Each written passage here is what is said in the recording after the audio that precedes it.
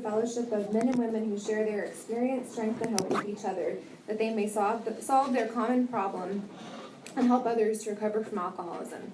The only requirement for membership is a desire to stop drinking. There are no dues or fees for AA membership. We are self-supporting through our own contributions.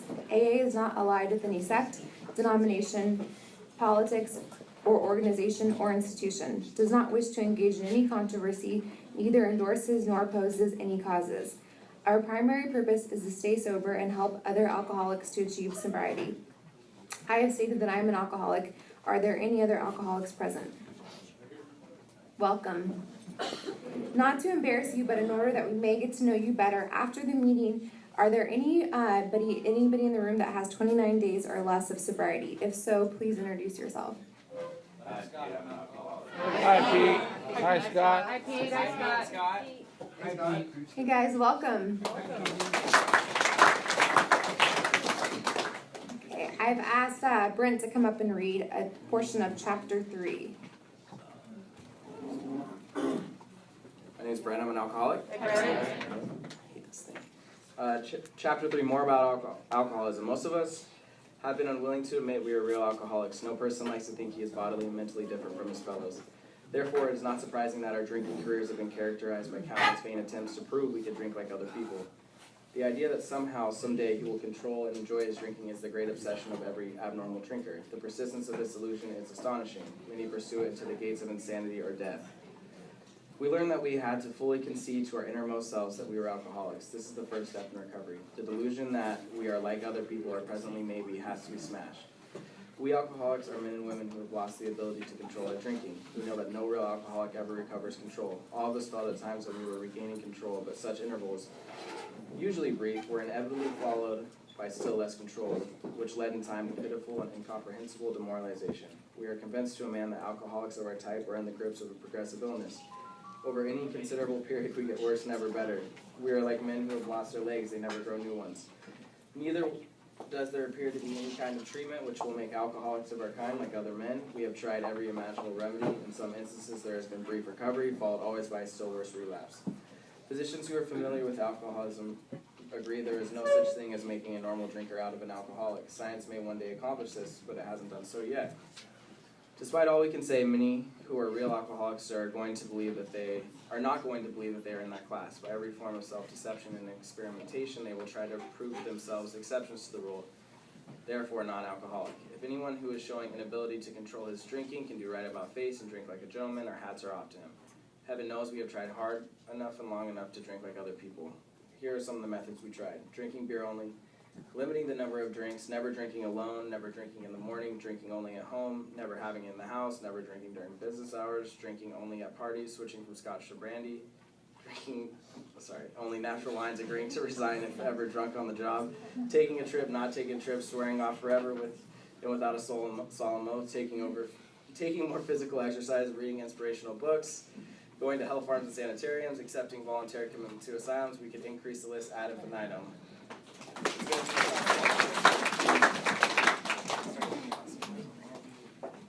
Thank you, Brent. And now I've asked Lori to come up and read a portion of chapter 5. All right.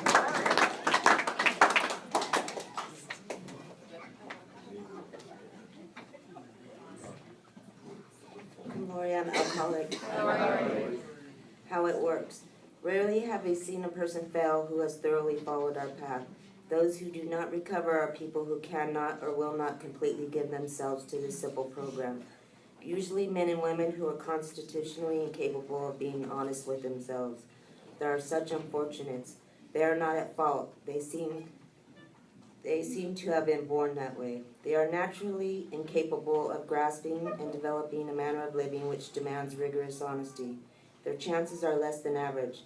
There are those, too, who suffer from grave emotional and mental disorders, but many of them do recover if they have the capacity to be honest. Our stories disclose in a general way what we used to be like, what happened, and what we are like now. If you have decided you want what we have and are willing to go to any length to get it, then you are ready to take certain steps. At some of these we balked. We thought we could find an easier, softer way, but we could not. With all the earnest at our command, we beg of you to be fearless and thorough from the very start. Some of us have tried to hold on to our old ideas, and the result was nil until we let go absolutely. Remember that we deal with alcohol, cunning, baffling, powerful. Without help, it is too much for us. But there is one who has all power, that one is God, may you find him now. Half measures availed us nothing. We stood at the turning point. We asked his protection and care with complete abandon. Here are the steps we took, which are suggested as a program of recovery. 1, we admitted we were powerless over alcohol and that our lives had become unmanageable. 2, came to believe that a power greater than ourselves could restore us to sanity. 3, made a decision to turn our will and our lives over to the care of God as we understood him. 4, made a searching and fearless moral inventory of ourselves. 5, admitted to God, to ourselves, and to another human being the exact nature of our wrongs. 6, were entirely ready to have God remove all these defects of character.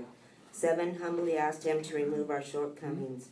8, made a list of persons we had harmed and became willing to make amends to them all. 9, made direct amends to such people wherever possible, except when to do so would injure them or others. 10, continued to take personal inventory, and when we were wrong, properly admitted it. 11, sought through prayer and meditation to improve our conscious contact with God as we understood him, praying only for knowledge of his will for us and the power to carry that out. 12, having had a spiritual awakening as a result of these steps, we tried to carry this message to all alcoholics and to practice these principles in all our affairs. Many of us exclaimed, "What an order, I can't go through with it." Do not be discouraged. No one among us has been able to maintain anything like perfect adherence to these principles. We are not saints. The point is that we are willing to grow along spiritual lines. The principles we have set down are guides to progress. We claim spiritual progress rather than spiritual perfection. Our description of the alcoholic, the chapter to the agnostic, and our personal adventures before and after make clear 3 pertinent ideas. A, that we were alcoholic and could not manage our own lives. B, that probably no human power could have relieved our alcoholism. And C, that God could and would if he were sought.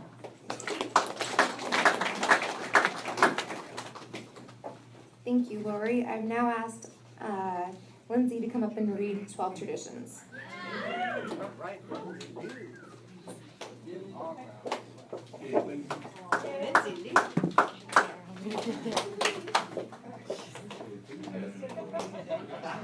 Hi, I'm Lindsay and I'm an alcoholic. The AA traditions. 1, our common welfare should come first. Personal recovery depends upon AA unity. 2, for our group purpose, there is but one ultimate authority, a loving God as he may express himself in our group conscience. Our leaders are but trusted servants, they do not govern. 3, the only requirement for AA membership is a desire to stop drinking. 4, each group should be autonomous except in matters affecting other groups or AA as a whole. 5, each group has but one primary purpose, to carry its message to the alcoholic who still suffers. 6, an AA group ought never endorse, finance, or lend the AA name to any related facility or outside enterprise, lest problems of money, property, and prestige divert us from our primary purpose. 7, every AA group ought to be fully self-supporting, declining outside contributions. 8, Alcoholics Anonymous should remain forever non-professional, but our service centers may employ special workers. 9, AA as such ought never be organized, but we may create service boards or committees directly responsible to those they serve. 10, Alcoholics Anonymous has no opinion on outside issues. Hence, the AA name ought never be drawn into public controversy. 11, our public relations policy is based on attraction rather than promotion. We need always maintain personal anonymity at the level of press, radio, and films. And 12, anonymity is the spiritual foundation of all our traditions, ever reminding us to place principles before personalities.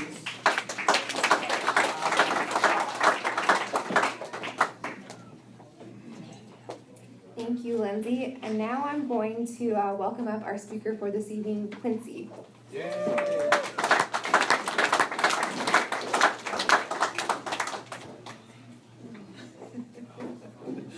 Hi, my name's Quincy and I'm an alcoholic. Hi, Quincy. I always, whenever they say, now I'd like to welcome up my speaker, I'm always hoping they'll say somebody else.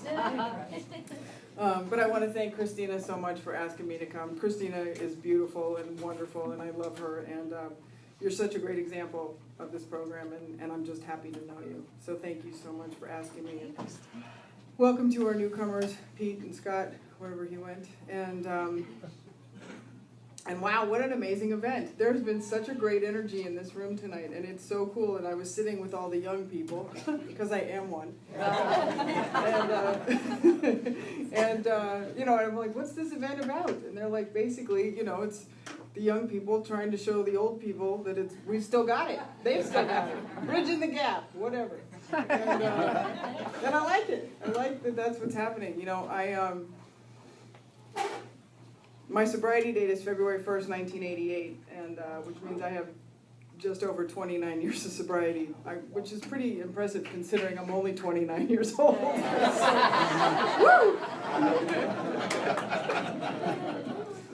Yeah, my father drank it while I was in the womb, and that was it. That was all I needed. But that means I was also 18. Well, let's be clear. I was 18 when I got sober, and I got sober for the second time. And so I've never had a legal drink. And I thought for a long time that because I had never had a legal drink and I was so young when I got sober, that I couldn't really be an alcoholic. I knew that my consequences were severe. I knew that what was happening to me was not normal. But I didn't know if I was really alcoholic or not. I just knew that what was happening to me wouldn't stop happening to me as long as I drank and I used. And I came into this program with the belief system that if I just got rid of the drugs and the alcohol, that everything would be fine.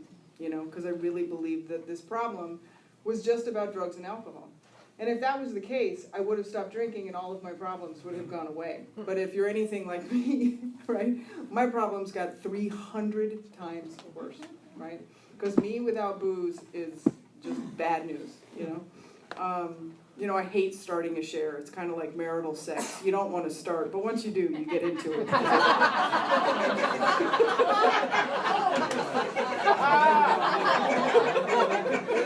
I hate starting, but I'm good finishing.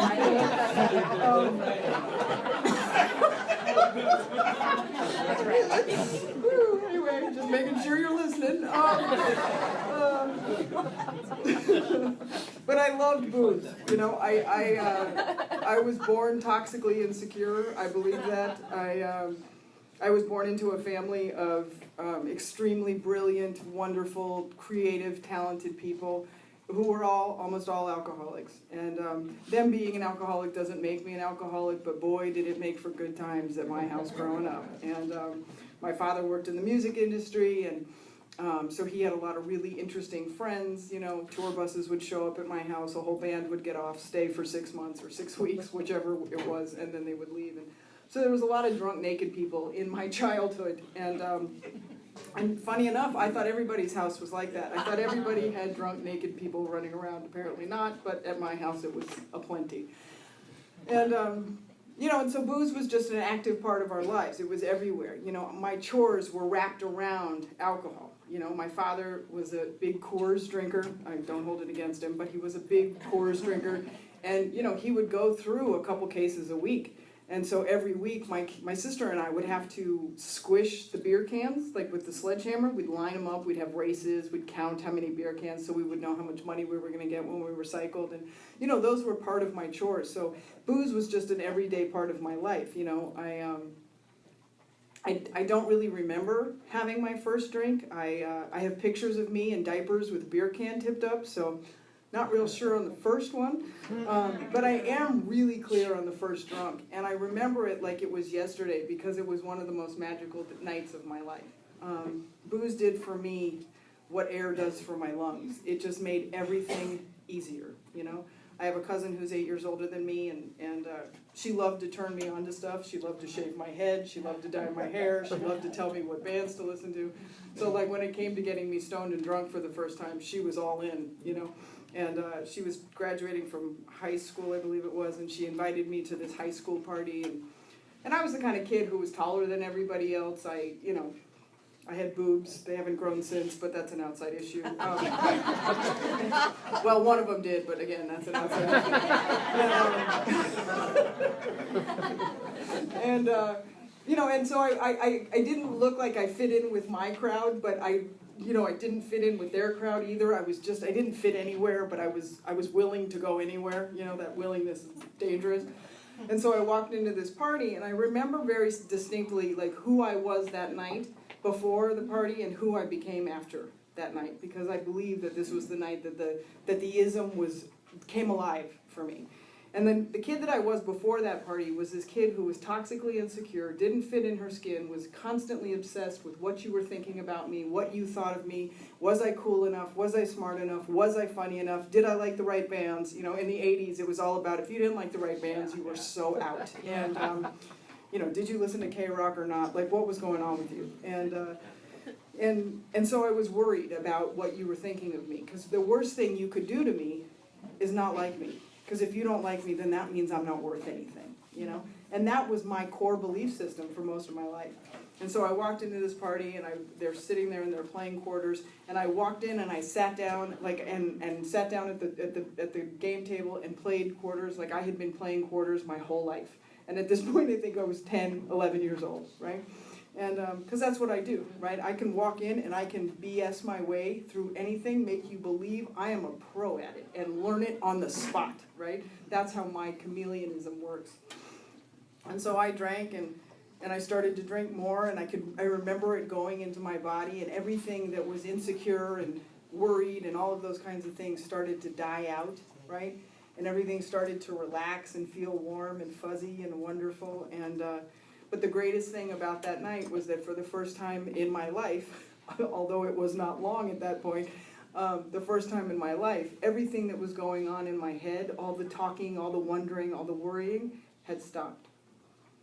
And it was as quiet as that moment we just had, right? And that had never happened before, but that was magic. And that was all I wanted. I just wanted peace. And I didn't even know that that's what I was looking for until I had it, right? Did I become a daily drinker at 11 years old? Absolutely not. But was the obsession born? For sure. Because from that point forward, all I thought about was, how do I get more? Who's going to do this with me? How do I get more access to this? What do I have to do? How do I manage this? Right? And that was all I thought about. I would go to school. I would come home. You know, my father, we had a bar full of booze, you know, and one of my chores during the week was to take my little red wagon up to the little liquor store, right, and get it loaded up for the week for my dad and bring it back, and I usually got a candy bar for my efforts, right? Well, now I was getting a candy bar and I was stealing booze at the same time, and it was perfect as far as I was concerned. And I was that girl that your mother warned you about, right? I was the girl who brought everybody home and taught them how to roll joints and taught them how to make screwdrivers, and everybody got divergenized in my bed, not by the same person, not at the same time, by the way, but it just happened over a period. I mean, that was my house. My house was the rock and roll party house, and it was a lot of fun, but it was a lot of trouble. And the reason there was absolutely no supervision going on was because my father was an alcoholic, and my mother was obsessed with trying to get my father sober. So what us kids were doing was not really on the radar. Nobody cared what we were doing. Like, she was worried about him losing his job and us losing our friends and us losing the house, and much bigger things were going on, and what was happening with us wasn't even scratching the surface. But I was mad and I was angry and I didn't know how to function, and you know, I have all this conflict. I was born with all this conflict, all this internal conflict that I had absolutely no tools on how to resolve. I didn't know what to do with it. I didn't know how to talk about it. And when alcohol came along, I all of a sudden didn't need to talk about it anymore. It just kind of went away, right? So booze became my solution, you know. I had fun for about 12 minutes, and then usually I turned into a nightmare, right? Because all of this conflict that was underneath there still came out. I remember thinking at one point, you know, I drink so I don't feel. The actual opposite would happen. I would drink and it would magnify how I felt. But I was usually blacked out by the time it magnified, so I don't remember that part. Only you people do. Which was fine by me, right? So my mother was trying to get my father sober, and as a result of trying to get him sober, she sent me to Alateen. And Alateen is funny. I look back at it now, but Alateen was saved my life and taught me how to drink at the same time. We would go and we would sit in these Alateen meetings, and we would talk about what a mess our parents were and what just a train wreck they were, and then we would go try it, right? I mean, I used to go to the Thursday night Brentwood Alateen meeting, and there was the big Thursday night AA meeting downstairs, and my parents would go into that meeting, and I would go to the meeting upstairs, and our meeting got out first, and then we would tiptoe, not so delicately, across the street to Vicini Foods, pimp as much booze as we could and get hammered before our parents got out of the AA meeting, right? And we just did this over and over and over again.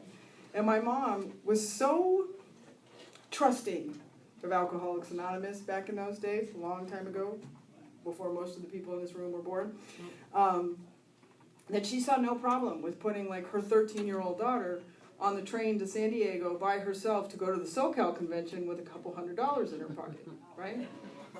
Now you know who I am. I have shared with you who I am, right? I will drink, I will do whatever I have to do to feel comfortable because I can't stand to be uncomfortable, right?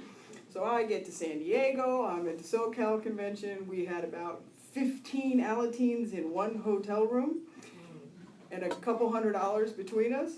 And within a matter of minutes, we were drunk and butt naked and covered in shaving cream for the rest of the convention.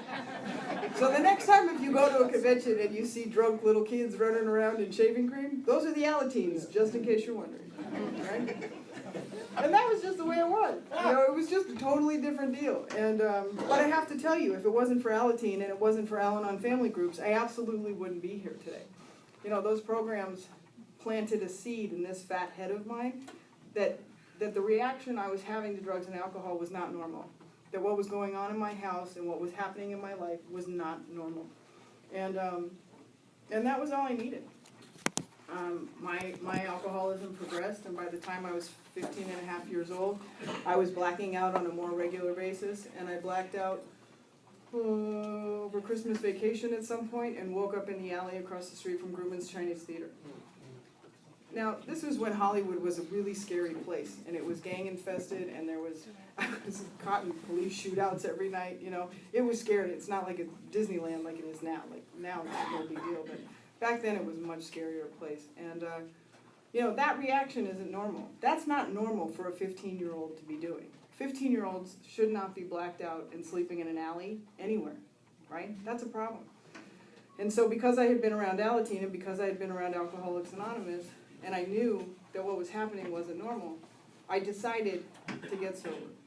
And so I got sober, and I would go to meetings of Alcoholics Anonymous in Orange County because I didn't want anybody at school knowing what was going on with me. And on the weekends, I would spend my entire weekends in Orange County having my meetings and doing the AA deal, whatever that meant. And then I would come home during the week and go to school during the week, and I'd be a very different person, right? Because I don't know about you, but when I'm not drinking, I'm riddled with fear. I'm riddled with toxic insecurity. I can't stand being in my skin. And remember, what I told you is that my biggest fear is you not liking me, so I can't afford that. So if I have to be somebody different to every person on the planet in order for you to like me, then I'm willing to go to that length to do that, right? So I had no clue who I was. I didn't know how to be here. I had no tools to deal with the fear and the toxic insecurity that's going on around me, right? So I'm using my defects of character to get my needs met, whatever that means. I'm lying, I'm cheating, I'm stealing, I'm doing anything that I can just to try to make it and survive in this world. And it was horrible. I was going to meetings of Alcoholics Anonymous, but I was standing back in the back, right? And I was talking out of the side of my neck. And I was not really listening because you guys were talking too much about God, and I didn't really want to hear about God. I just wanted to not drink and not use. Because again, remember, I have this belief system that if I don't drink and I don't use, then I should be okay. And I couldn't understand why I wasn't okay. I stayed sober for about 2 years, and like this. And finally I couldn't take it anymore. And I got what's the easiest thing you can give an alcoholic besides a drink? A resentment. So I got one of those. And I got a resentment at somebody in Alcoholics Anonymous, because that's super easy to do, right? And I convinced myself that I didn't need to be here anymore. That you people were crazy. That you people were drama queens and gossip mongers. And I am too, but we're not talking about me. We are talking about you, right? And I don't need to be here any longer, you know? And within 20 minutes of making that decision, I was out and off to the races one more time. This is why I love you, Carl. You know when to blow at the right time.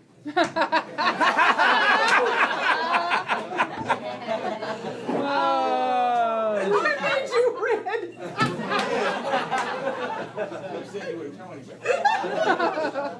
Carl and I go way, way back. Oh, I'm sure. You know, it's good to have friends like Carl in these rooms because, you know, if you can't laugh at each other, oh, don't worry, everybody is laughing at you.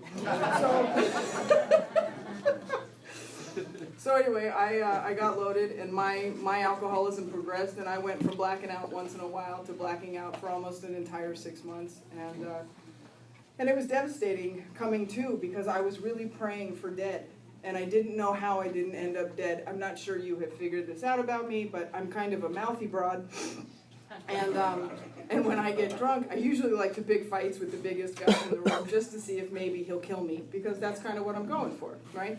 And they never did. I don't know why, but they didn't. And I came to on February 1st of 1988, pissed off, right? Pissed off because, again, one more time, drugs and alcohol didn't work. It didn't last long enough, right? I'm 18 years old. I hate being on the planet. I want to be dead. I don't know how to be here, and you have given me no solution. Like, I just don't know how to do it, you know?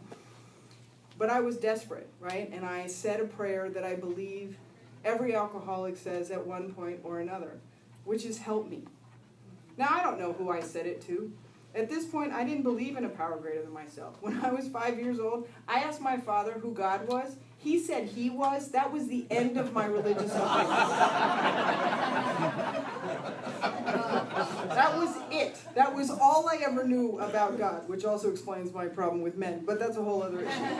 So, whatever. So I got sober, and I was pissed, and I detoxed in my room for a couple of days, and my mom, being the wonderful Al-Anon that she is, finally kicked the door down and said, "You need to go to meetings." And I was like, oh God, not again. It just, why meetings? I don't want to go to meetings again, you know? But I went because I had nowhere else to go. And I started going to meetings, and, you know, my pride and my ego was huge. I figured, you know, I didn't remember that 6 months. How would you? Who knows how much time I have sober? So I was not raising my hand as a newcomer. I was not taking chips because my pride and my ego was like, I'm not going to be new again. Somehow you knew. Not sure if it was the bikini top or the daisy cups that I wore to the meeting, but somehow you knew. And you all talked to me anyway, you know. I remember when I had about 60 days, an old timer said to me, he's like, "You need to get a job." I was like, why you gotta say mean things like that? Like, why you gotta be so mean? You know? It's like, you need a job. You have too much time on your hands. I'm like, I'm not getting a job, right? And a friend of mine was in rehab. This was when rehabs were really starting out and all the rage, and she was in rehab, and I went to visit her in rehab, and, you know, I saw all these people that worked there sitting around talking to alcoholics. I'm like, well, I can sit around and talk to alcoholics. How hard could that be, you know? So I go and I fill out an application, and on the application it says, what's your sobriety date? Now remember, I'm a thinker, right? I'm a lot like Bill W. I fancy myself a leader and see myself running vast enterprises with the utmost of assurance, right? And if I don't tell you that I got loaded for 6 months, you don't know, right? Not only do you not know, if I have more time, maybe you'll give me a better job, right? So I put down my original sobriety date, right? What do they know? They don't know. It's not like they've been following me around for the last 12 minutes. They don't know. We only know what your sobriety date is based on what you tell me, right? And I'm a liar, a cheat, and a thief, and I think you're never going to find out, so what difference does it make, right? So they give me a job, and I have to tell you, thank God for that job, you know, because I would go, and I was at this rehab, oh my God, forever. I was there, like, from 6 o'clock in the morning until 6 o'clock at night, and taking kids to meetings and taking, you know, different groups to meet. I never went to the same meeting twice. It was perfect for somebody like me who just wanted to be like smoke in the rooms. Nobody knew me except for the people I worked with because I never went to the same meeting twice. People were just coming and going in and out of that rehab, never saw them again. It was perfect. Like, it was a job that kept me busy enough that nobody was paying attention, and I didn't really have to do anything except work. I was like, this is fabulous, right? But I came up on a year, and I was driving to work, and I'm like, you have a year sober today. Like, you have a year. And I was like, holy hell, what am I going to do, right? What do you do with a problem like that, right? So I'm driving to work going, what am I going to do, right? And I'm thinking, I'll just, you know what? I'll just get drunk after work. Oh no, that makes perfect sense. You know that makes perfect sense. I'll get drunk after work, right? Listen to my plan. This is fantastic. I'll get drunk after work because you guys know how to handle drunks. You'll be like, oh, poor Quincy can't stay sober. It's okay. Come here, honey. You know these people, right? That's what you're going to do for me. You're going to take care of me. You're going to buy me cigarettes. I'm going to be fine, right? And then I'll just start all over again, and everybody will know how much time I have sober. That sounds like a much easier plan than just saying, hi, I'm a big, fat, hairy liar, and that's not how much time I have sober, right? Because that might make me look bad. And if I look bad, you may not like me. And I can't afford that. Remember, this is how my life goes, right? So I'm driving to work, and I have a plan. This is my plan, but I'm going to do it after work. So I go to work, and I'm slumped over, and my face is like hanging on the floor, and this girl I've never seen before says, oh my God, you look like hell. I was like, nice to meet you too. And she said, what's going on with you? And I said, I have a year sober today. She goes, oh my God, that's so amazing. You should be so happy. She goes, why aren't you happy? And I said, because everybody just saw me take a cake for 4 years a month ago. And she laughed so hard. She thought that was the funniest thing she'd ever heard in her life. I'm like, that's not funny. Like, my whole life is about to crumble to pieces and you're laughing. She goes, oh my God, that's the funniest story I've ever heard in my entire life, right? And thank God she laughed, because in that moment she taught me how to laugh at myself, right? But the other thing happened, which was remarkable as well, which was that for the first time ever in my entire life, I got honest in spite of myself. See, it talks about in the spiritual experience that honesty, willingness, honesty, and open-mindedness are the essentials for recovery, which means you cannot recover without them. You just can't, right? And so you can get sober with just one of those. You can get physically sober with just being willing to not pick up a drink. You can do that. But sobriety, I'll get it. Sobriety, I love it. So much fun. What was I talking about? Okay. Sobriety and recovery. Sobriety and serenity. No, sobriety and recovery are not the same thing, right? They're not the same thing. Sobriety is a physical thing, right? I'm never going to get any more physically sober than I have been since I was 6 months sober. It's not possible, right? I'm 9 years sober, right? And they say, I'll get it. And they say that your body regenerates every cell in your body every 7 years.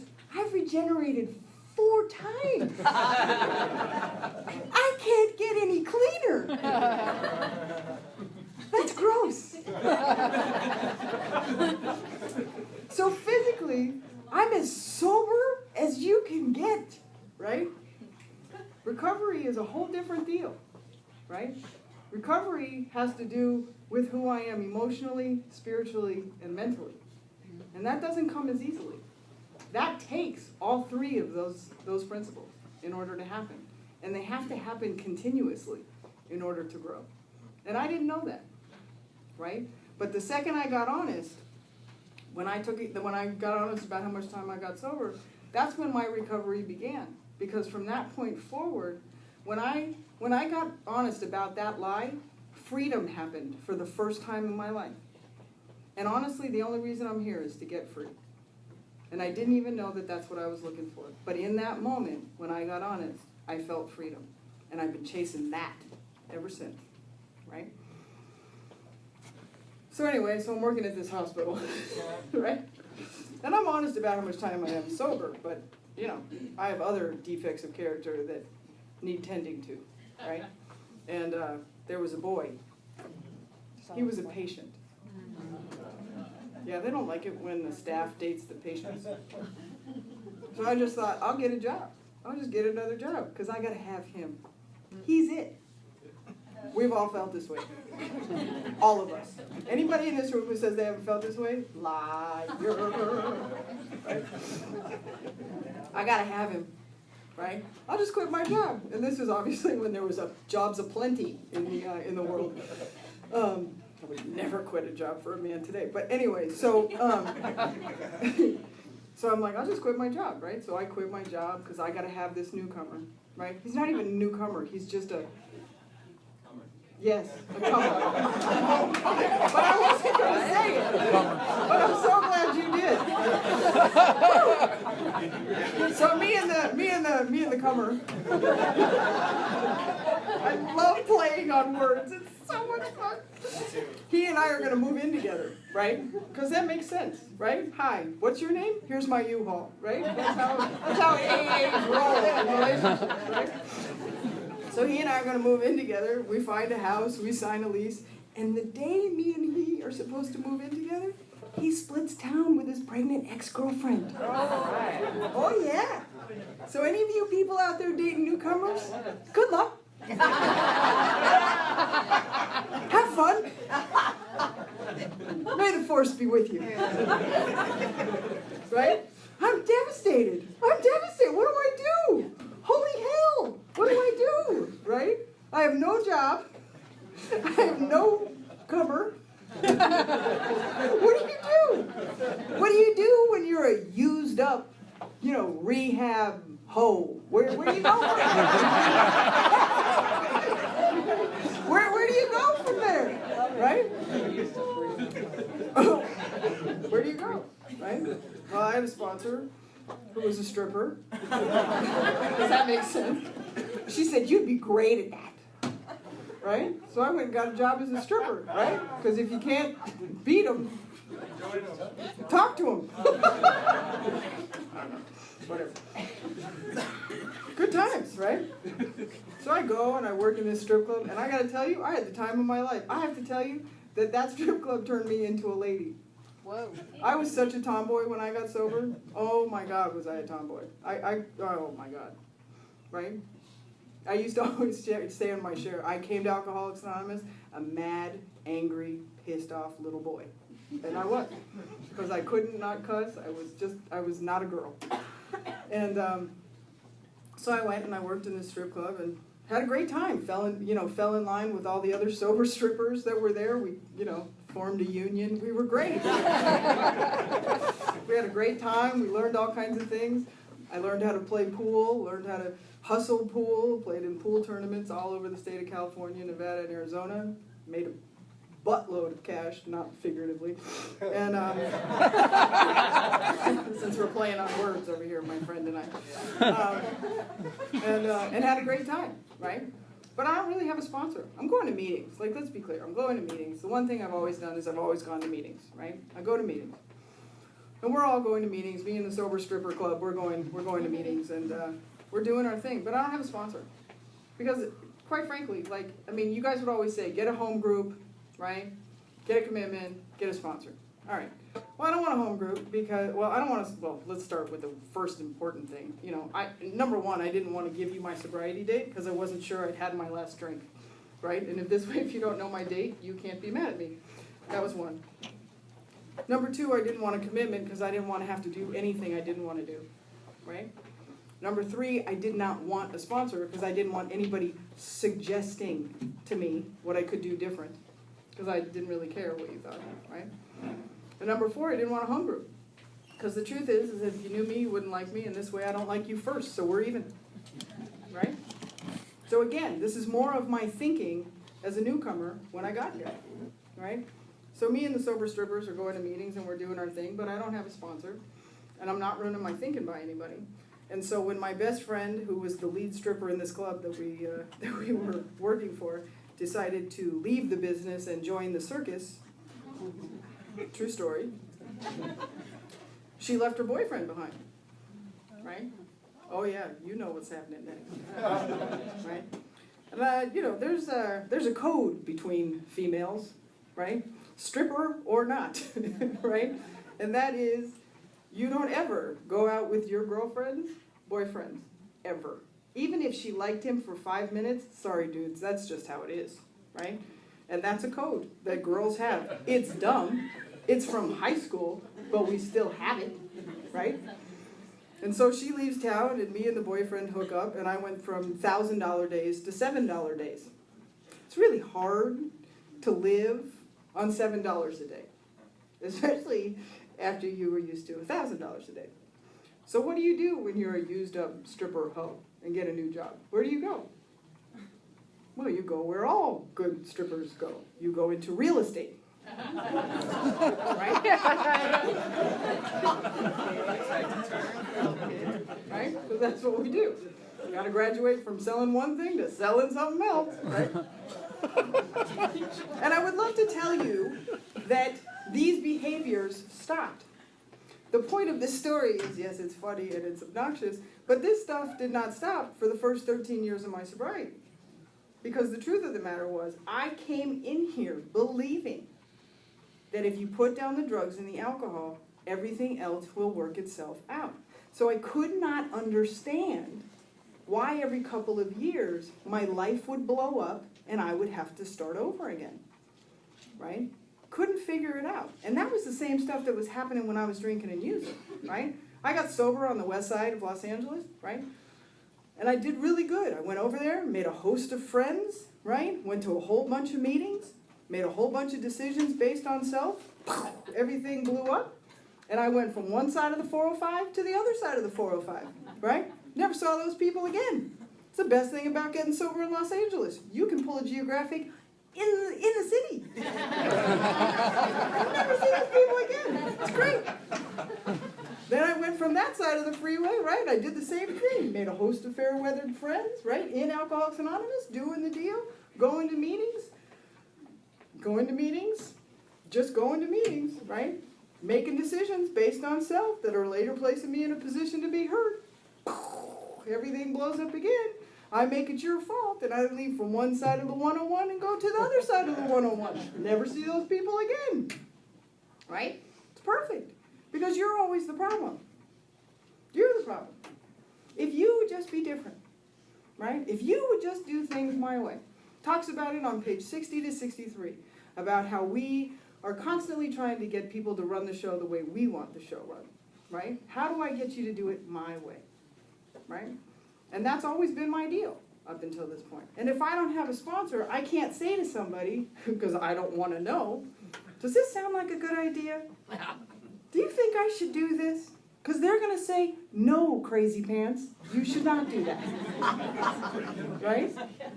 That's what they're going to say. And I don't want to hear that. I want to do what I want to do, right? So at 13 years of sobriety, I was burned out on Alcoholics Anonymous. Burned out. I thought I was doing the deal. I thought I was here, having the time of my life, doing what I was going to meetings. I would talk to a newcomer once a year or so, right? I would have commitments here and there. I was very active. Everybody knew me. I knew all the right people. I had read the big book once because, you know, I had to teach a boyfriend how to read, because if you're going to be with me, you got to read. And,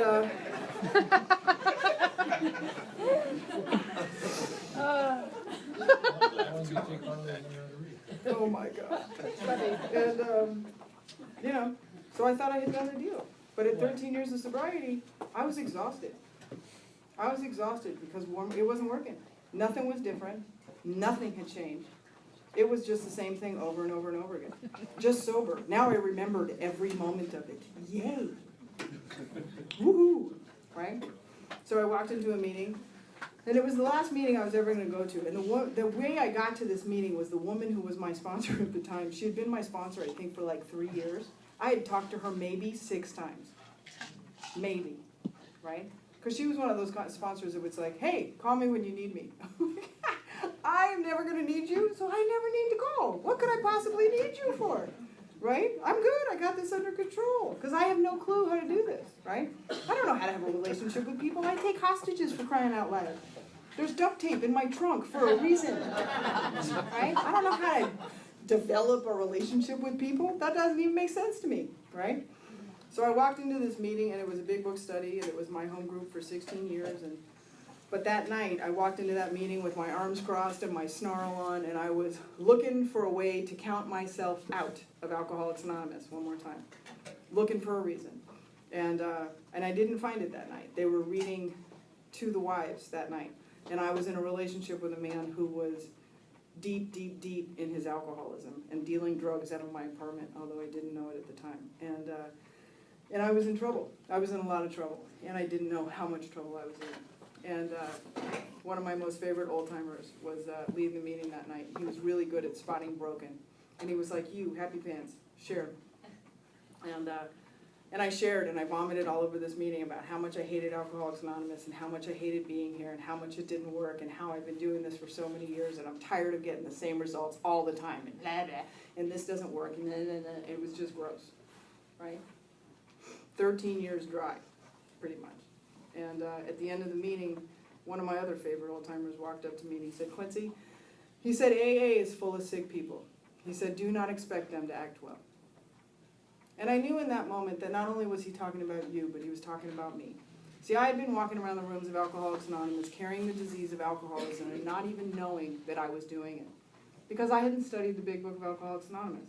I didn't even know what it meant to carry the disease, or carry the solution, for that matter. I thought that being sober was enough. I had never really investigated what Alcoholics Anonymous was about. Never. The next person that walked up to me was the craziest, scariest lady I've ever met in my entire life. She was crazy scary because she was the kind of person whose whole deportment shouted a real answer. And those kind of people scared me. Because if you have a real answer, then that means I gotta be real different. And I don't know if I can do that, you know? So she walked up to me and she said, Quincy, she said, I'm really good at doing column work, and if you want to get free of those resentments, I can help you. And I liked it. I liked what she said. And so I took her phone number and I walked over to the woman who had been sponsoring me for 3 years, and I said, listen, I think I'm dying from alcoholism. And I said, and I need some direction. She said, well, I sentence you to this meeting. Now, I don't know about you, but I had been going to meetings for 20 years at that point. 20 years I had been around Alcoholics Anonymous. And I was no freer of the bondage of self in that moment than when I had gotten here. So I needed a real answer. So I called the lady with the real answer. And I said, what do I do? And she told me how to do the columns. She said, write down these things. And she said, come to my house. And so I went to her house. I did the first couple of columns, and then we did the remaining columns together. And she showed me where it was in the big book as to how to do the column work. Like, this wasn't her opinion. It wasn't even her experience. It was straight out of the book as to how it was going to be done. And she showed me what we were going to do. And within 5 minutes of being at her house and going through those columns, I was free of my resentments at Alcoholics Anonymous and had fallen madly, madly in love with what Alcoholics Anonymous has to offer. See, like I said earlier, I came here to get free, and I didn't know that that's what I was looking for. But freedom comes with effort, not merely just showing up. You know? I asked Crazy Scary to be my sponsor, and she said, yeah, I'll be your sponsor. She said, but I have some requirements. Now, I don't know about you. I'm the kind of person that's like, if you have requirements for me, I have one requirement for you, that you have no requirements, right? That had been the program I had been operating from my whole life, right? But I was willing, as only the dying can be. And I said, all right, what are your requirements? Being the smart ass that I was. She said, all right, well, she said, I need you to call me every day for the first 30 days, and then I need you to call me a minimum of once a week thereafter. I said, okay, no problem, right? You have no idea how hard that is, right? She said, I need you to come to one meeting a week that I go to. She said, if I don't see you, I don't know you, I can't help you. Okay, I can get behind that. She said, I have a babies meeting. I hate that word. I have a sponsees meeting at my house once a month with all the women that I sponsor. We're going through the 12 and 12. She said, I'd really like it if you would show up for that. And I remember thinking, oh, here we go, right? And I'm like, okay, I'll come to that, right? She said, but Quincy, this next one's going to kill you. I'm going to bring it. I'm up for death, right? She said, I require that whenever you're in front of the room, whether you are giving a cake, taking a cake, speaking at a meeting, secretary of a meeting, whatever it is, she said, I require that you wear a skirt or a dress.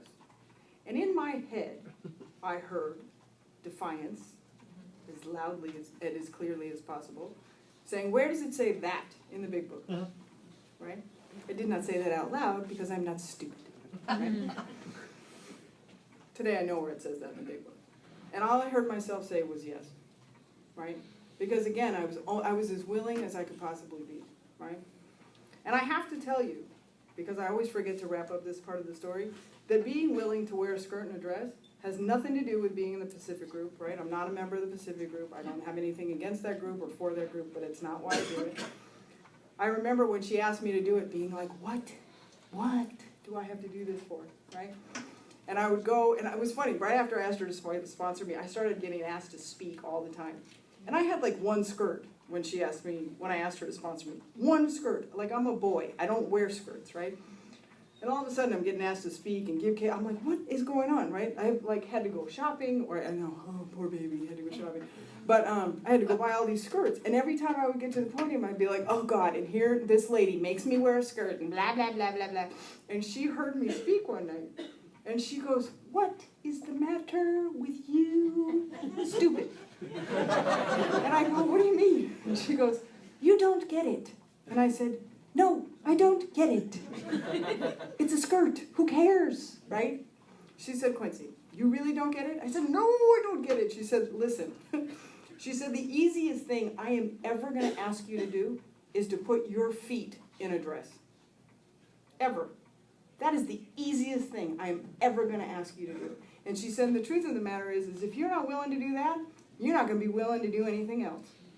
And she says, every time you put on a dress, every time you put on a skirt, every time somebody says, come be of service to this meeting, and you go out of your way to be inconvenienced for Alcoholics Anonymous, you're showing how willing you are to be different.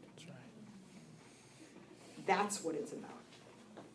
And all of a sudden I was like, huh, I get it now. Yay! I'm slow. I get it. Because the truth of the matter is this. For those of you that are new, those of you that are old, those of you that are stuck, this is a program of effort. This is a program of inconvenience. I spent my whole life being convenienced. I spent my whole life only doing what I want to do. I don't know about you, but the only thing I ever want to do is take a nap. Ever. Like I don't want to shop, I don't want to eat, I don't want to have sex. I want to take a nap. Right? It's as close to dead as you can get without the commitment. Right? It's the only thing I ever want to do. So as far as I'm concerned, anything other than that is contrary action. Right? Everything is contrary action in my life. I get up, I answer the phone, I go to meetings, I take people through the book, I speak when I'm asked to speak, I do what I'm asked to do in my life on a daily basis. I don't want to. I don't want to do any of those things. But what I want and what I do don't match for a reason. When I only do what I want to do, I end up depressed and wanting to drink. When I do what I don't want to do, I'm on the path to happy, joyous, and free. And it's really that simple. You know, I have an amazing life today, a life that I didn't think I wanted. Didn't think I wanted. I didn't want to be this girl. I didn't sign up for this girl, right? If you would have asked me, how long has she been with, 16 years ago, who I wanted to be, it was not this. I had no clue who I wanted to be, you know? I didn't know what was possible for me. I would have sold myself so short. You know, I have amazing friends. I have amazing sponsees in my life, and thank you, Marty, for coming out here with me. I have the ability, and I've been taught by somebody in this program how to carry the message of Alcoholics Anonymous and not the Quincy Show. Because I got to tell you, the Quincy Show will get you drunk any day of the week, right? But Alcoholics Anonymous, if followed as outlined in the Big Book of Alcoholics Anonymous, will set you free on levels you didn't even know were possible. You know? I don't know about you, but I'm grateful for this life. I think about it sometimes and I think, you know, I get tired and I'm like, oh, I don't want to do this. I don't want to drive to Cofina. Oh my God, Cofina. It's really not that far. I mean, I have to drive to Fresno in 2 weeks. That's way worse. Way worse. Cofina's not worse at all, you know? And I would do it any day. I would do it every day if I had to. You know why? Because I get to be me today. The only reason that I am who I am and the only reason I get to feel the way that I feel is because people like you ask me to do stuff that I don't want to do. You know? So if you're new, just be willing. Just be willing to make the effort. Just be willing to do something that you don't want to do. Don't worry about how you feel. Nobody cares anyway.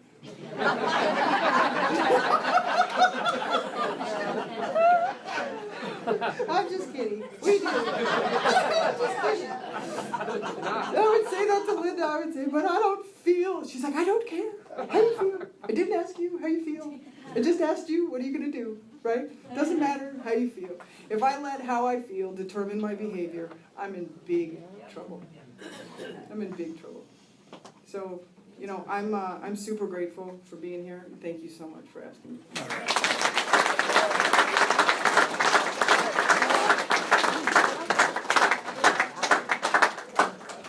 All right, thank you so much, Quincy. Let's give Quincy another hand. Thank you.